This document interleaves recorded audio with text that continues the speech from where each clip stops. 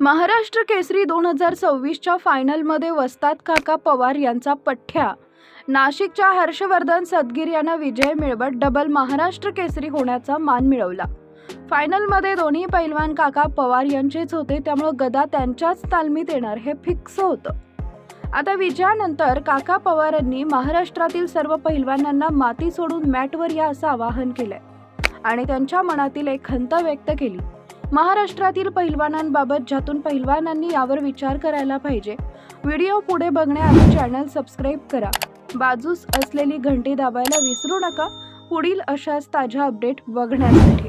मुलाखती दरम्यान काका पवार म्हणाले, केवळ महाराष्ट्र केसरी किताबातून मिळालेल्या कार मानाच्या चांदीच्या गदेवर समाधान मानू नका. आंतरराष्ट्रीय स्तरावर चमक दाखवायची असेल तर माती सोडा, मॅटवर सराव करा, असा सल्ला अर्जुन पुरस्कार प्राप्त प्रशिक्षक काका पवार यांनी मल्लांना दिलाय. नाशिकचा मल्ल हर्षवर्धन सदगीरनं सोलापूरच्या महेंद्र गायकवाडचा पराभव करत दुसऱ्यांदा महाराष्ट्र केसरीचा किताब पटकावला. हर्षवर्धन आणि महेंद्र हे दोन्ही मल्ल काका पवार यांचे शिष्य आहेत. या निमित्तानं पुणे श्रमिक पत्रकार संघात हर्षवर्धन आणि काका पवार यांच्याशी वार्तालाप आयोजित करण्यात आला होता. यावेळी बोलताना काका पवार म्हणाले, मागील महाराष्ट्र केसरी काय करतायत?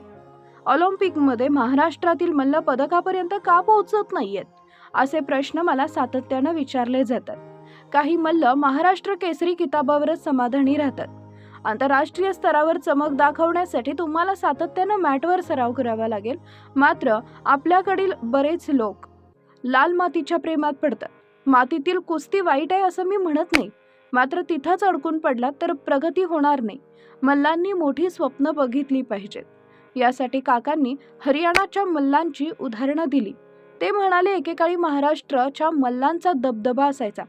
आता हरियाणातील मल्ल आंतरराष्ट्रीय स्तरावर चमकू लागलेत, कारण त्यांना मिळणाऱ्या सुविधा, रोख पारितोषिक, सरकारी नोकऱ्या. आपल्याकडे हर्षवर्धन सारखे अनेक मल्ल अजूनही सरकारी नोकरीच्या प्रतीक्षेत आहेत. ज्यांना नोकऱ्या मिळाल्या आहेत त्यांना कामाला जुंपलं जातं.